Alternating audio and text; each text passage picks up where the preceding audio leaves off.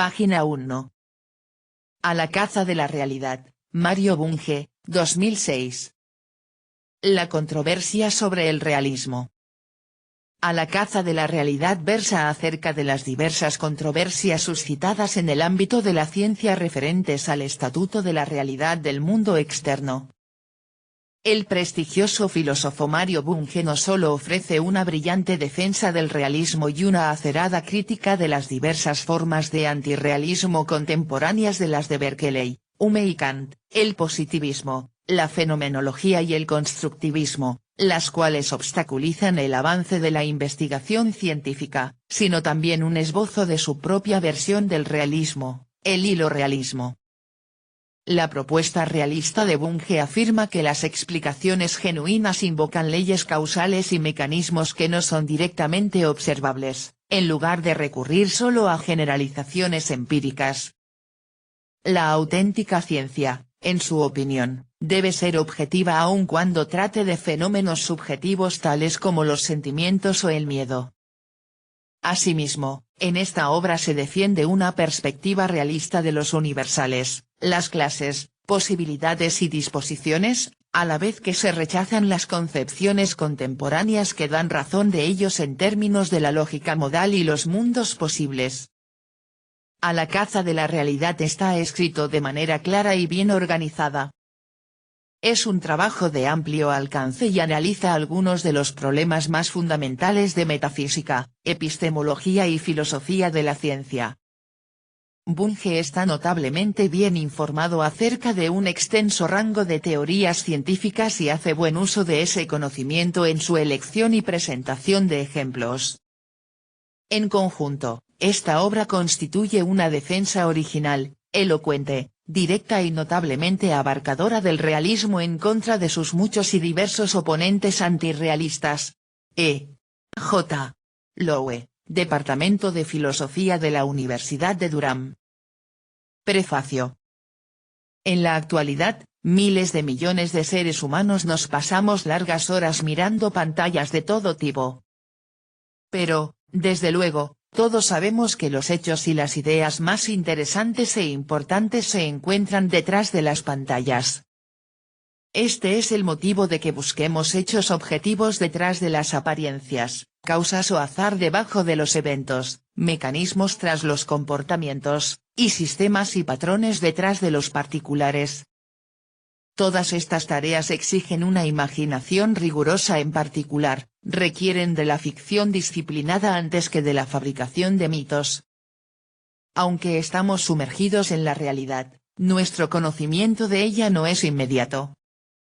Los antiguos atomistas y los fundadores de la ciencia y la filosofía modernas, especialmente Galileo y Descartes, sabían que eso que los sentidos proveen son apariencias superficiales, en lugar de realidades profundas.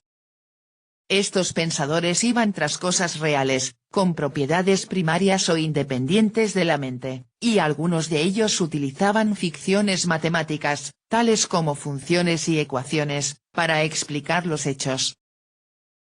No quiere esto decir que las propiedades secundarias o qualia, tales como color, sabor y olor, carezcan de importancia para los organismos, muy por el contrario. Pero los qualia residen en los sistemas nerviosos, no en el mundo físico que los rodea. El universo es incoloro, insonoro, insípido e inodoro. Además, la investigación científica de los qualia, en particular su explicación en términos de propiedades primarias, tuvo que esperar hasta la emergencia de la neurociencia cognitiva, en el siglo XX. Por ejemplo, solo recientemente se ha sabido que las ilusiones ópticas y auditivas son disfunciones de los subsistemas cerebrales correspondientes. A pesar de ello, algunos de los filósofos modernos de mayor influencia, a saber, Berkeley, Hume y Kant, así como sus herederos neocantianos, positivistas, neopositivistas, fenomenistas, hermenéuticos, convencionalistas y constructivistas relativistas han enseñado exactamente lo opuesto. Así pues, los fenomenistas afirman que lo único que cuenta son las apariencias y los hermenéuticos o textualistas, o semióticos generales, sostienen que lo único que importa son los símbolos. Por cierto, los primeros repiten el punto de vista de Ptolomeo, según el cual el objetivo de la ciencia es salvar los fenómenos. Los textualistas afirman que la palabra es la morada del ser, Heidegger, de ahí que nada hay fuera del texto, Derrida, y los hechos, o al menos los hechos sociales, son textos o como textos, Charles Taylor. Ni fenomenistas ni textualistas saben dónde poner los objetos matemáticos, por los cuales, de todos modos, sienten desagrado. Dadas estas graves lagunas en la filosofía contemporánea, está claro que la naturaleza de hechos, apariencias y ficciones merece una mayor investigación. Esta obra trata de hechos puros y duros, de apariencias superficiales y de ficciones controladas, como en el caso del número pi, así como desbocadas, tal el caso del país de Jauja. Los conceptos de hecho, apariencia y ficción constituyen una familia, puesto que ninguno de ellos tiene sentido íntegro de forma aislada de los otros miembros de la tríada. En efecto, las apariencias son los hechos tal como son percibidos por los seres sensibles y las ficciones son o bien, grandes distorsiones de los hechos o bien invenciones sin relación con los hechos. Estos últimos, a su vez, suceden haya o no alguien que los perciba o fantasee acerca de ellos. Este es un postulado realista presupuesto por todo el mundo, pero que solo unos pocos filósofos adoptan explícita y consistentemente. Sostendré que este postulado subyace, aunque en la mayoría de los casos de manera tácita, a la exploración y modificación deliberada del mundo real. También afirmaré que, paradójicamente, ninguna de estas exploraciones tiene éxito sin el auxilio de algunas ficciones, en particular las propias de la matemática. La tríada hecho-apariencia-ficción está presente en todos lados. En efecto, cuando intentamos comprender o controlar una parte del mundo, a menudo debemos distinguir e interrelacionar tres estratos: hecho, apariencia y ficción. Por ejemplo, algunos políticos y medios de comunicación inventan ficciones acerca de la vida pública y estas ficciones contribuyen a dar forma a nuestras percepciones de la sociedad. Mientras tanto, los cursos político y económico continúan fluyendo debajo de esas ficciones y apariencias, en gran medida sin ser afectados ni detectados y, por lo tanto, más allá de nuestro control. El ciudadano incauto puede convertirse inadvertidamente en víctima de lo que se ha dado en llamar armas de engaño de masas. En contraposición, los ciudadanos alertas y responsables son escépticos constructivos, comienzan por quitar las cáscaras superficiales de la realidad, de modo tal de desvelar los mecanismos sociales ocultos y, de ese modo, ser capaces de actuar sobre ellos. Son realistas filosóficos. De manera nada sorprendente, por tanto, la tríada hecho-apariencia-ficción está en el núcleo de algunos de los problemas filosóficos más antiguos y difíciles. Por ejemplo, ¿cómo podemos saber que hay cosas fuera de nuestras mentes? ¿Cómo debemos pasar del hecho observable a la causa conjeturada? ¿Cómo resolvió Newton el llamado problema de la inducción, consistente en saltar de los datos a las hipótesis y que habitualmente se atribuye a Hume? ¿Difieren las apariencias de la realidad? Y, si es así, ¿de qué manera? ¿Son los sentimientos crudos, o qualia, tales como aromas y sabores, irreducibles a procesos que pueden describirse en términos de propiedades primarias, tales como los de moléculas aromáticas y receptores olfativos? ¿Pueden ser reales la posibilidad y la disposición? ¿Cuál es el estatus ontológico de los objetos matemáticos, si es que poseen alguno? ¿En qué se diferencian de los personajes míticos y artísticos? ¿Son reales la causalidad, la posibilidad y el azar pese a ser inobservables? ¿La probabilidad es una medida de la intensidad de nuestras creencias o, más bien, una medida de la posibilidad real? Y, finalmente, ¿hay leyes objetivas o solo cúmulos de datos? Además de los problemas ontológicos y noseológicos ya mencionados, abordaremos los siguientes problemas metodológicos. ¿De qué manera podemos averiguar cómo funcionan realmente las cosas que hay detrás de las apariencias? ¿De qué sirve especular sobre mundos alternativos? ¿Por qué preguntarse por el valor de verdad de los enunciados contrafácticos? ¿Cuál es el mejor modo de tratar problemas inversos tales como ir del resultado deseado al insumo, input, y al mecanismo necesarios? ¿Hay algo más en una explicación que la subsunción de particulares en generalidades? ¿Se pueden confrontar las teorías científicas directamente con los hechos? ¿Cuál es el estatus de indicadores tales como los signos vitales y las lecturas de un dial? ¿Por qué resulta respetable todavía que algunos filósofos cuestionen la realidad independiente del mundo externo, al mismo tiempo que los científicos descubren capas más y más profundas de ella y los hombres prácticos la modifican para bien o para mal? Preguntaremos también si tiene algún sentido expandir el realismo hasta incluir los valores y principios morales. En otras palabras, preguntaremos si hay valores objetivos y hechos y verdades morales. Además, preguntaremos cuánto puede desarrollarse el realismo sin hacer algunas suposiciones acerca de la naturaleza de las cosas. En general, ¿la gnoseología es independiente de la ontología? En particular, ¿puede prosperar el realismo independientemente del materialismo? ¿Y puede su síntesis que llamo hilorealismo, dar razón de la matemática y otros objetos culturales imperceptibles?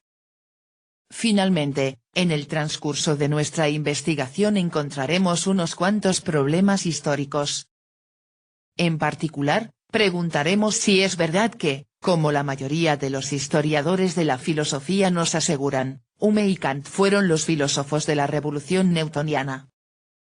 A continuación, preguntaremos si los subjetivistas de nuestros días han agregado algo a las enseñanzas de Berkeley y si los constructivistas sociales han tenido éxito en la construcción de algo que se parezca a la vida real. Otra pregunta emparentada es si el amor que los positivistas lógicos sentían por la ciencia era retribuido por esta y si aquellos resolvieron alguno de los problemas filosóficos suscitados por la ciencia y tecnología contemporáneas.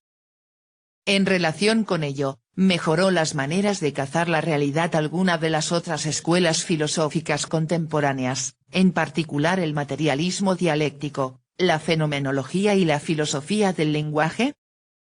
Si no lo hicieron, ¿por qué no reaprender las lecciones que los antiguos atomistas griegos e hindúes enseñaron hace 2 milenios y medio, que lo familiar se explica mejor mediante lo que no es familiar, los datos a través de constructos y los hechos por medio de ficciones, en lugar de hacerlo al revés? Resumiendo, ¿por qué no ir a la caza de la realidad, en lugar de darla por sentada o intentar eludirla? Esta obra es parte del esfuerzo de toda una vida de actualizar la filosofía con el auxilio de la ciencia y de desenmascarar la falsa filosofía que se hace pasar por ciencia. Lo que me inició en este camino, cuando acababa la escuela secundaria, fue la lectura de algunos de los libros de vulgarización de la ciencia más vendidos en la década de 1930, los de los famosos astrofísicos Sir Arthur Eddington y Sir James Jeans. Eddington, el primero en confirmar la teoría gravitatoria de Einstein, era un idealista subjetivo, sostenía que solo descubrimos lo que ya está en nuestras mentes. Jeans era un idealista objetivo, enseñaba que el universo es un texto matemático escrito por Dios. Yo deseaba refutar estas ideas, pero no podía hacerlo a causa de que carecía del necesario conocimiento, he ahí el motivo por el cual decidí estudiar física. Sin embargo, al comienzo de mi trabajo de investigación en física cuántica, a principios de la década de 1940, me tragué la interpretación estándar de Copenhague, que es operacionista y, por ende, semi-subjetivista.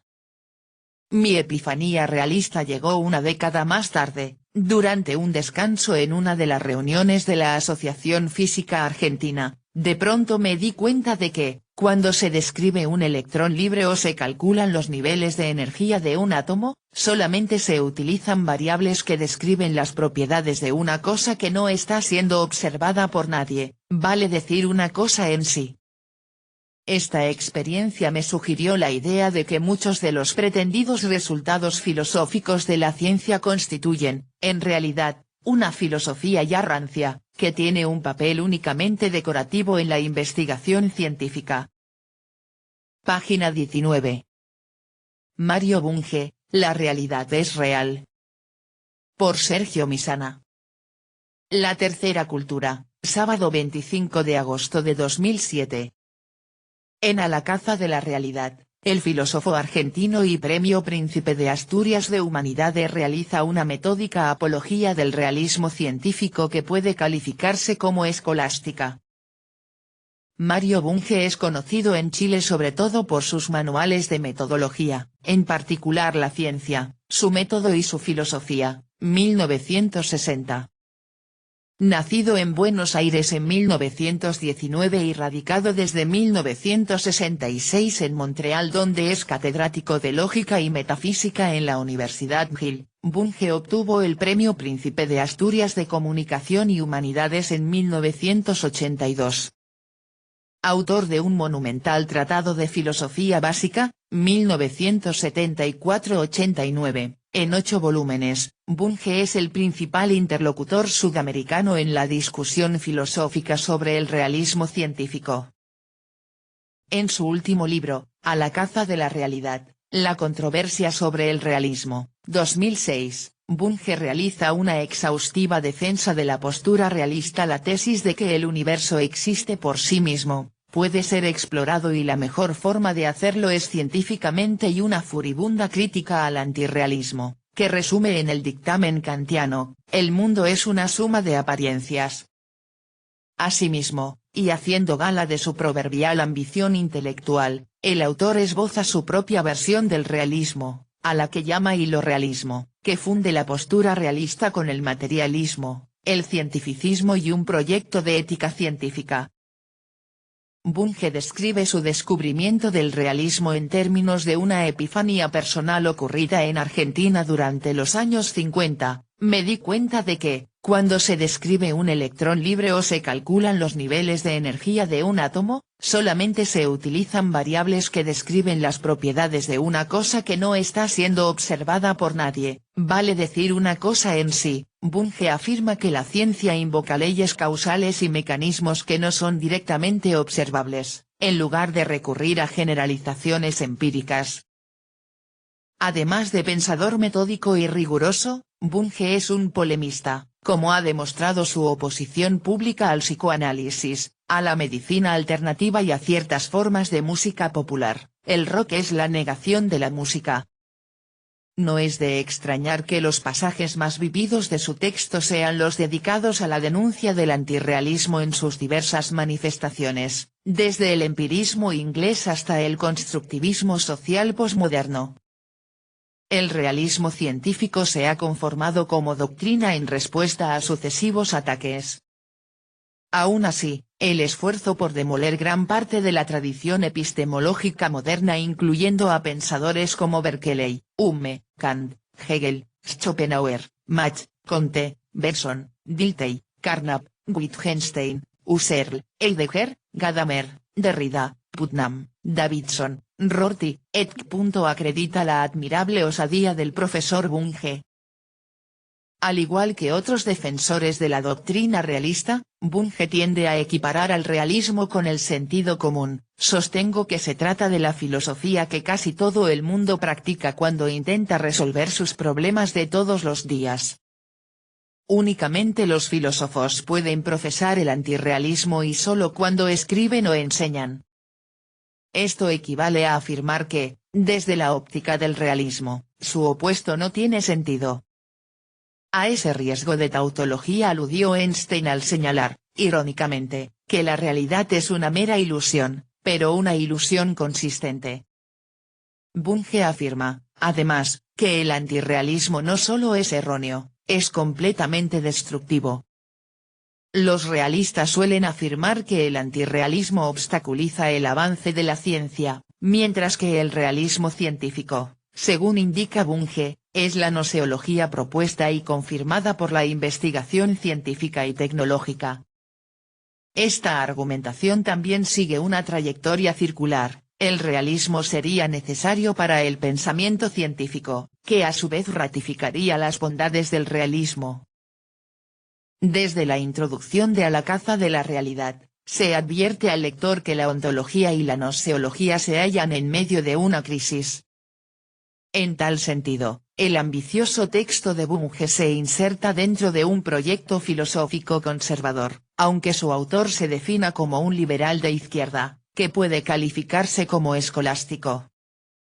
Tal como la escolástica intentó organizar y articular la cosmovisión medieval en el momento histórico en que comenzaba a derrumbarse, el monumental esfuerzo sistematizador de Bunge denota una dosis de ansiedad. Es un síntoma de crisis. La cuestión es, ¿qué crisis? Mal que mal, el cuestionamiento del paradigma racionalista desde la filosofía no es nuevo.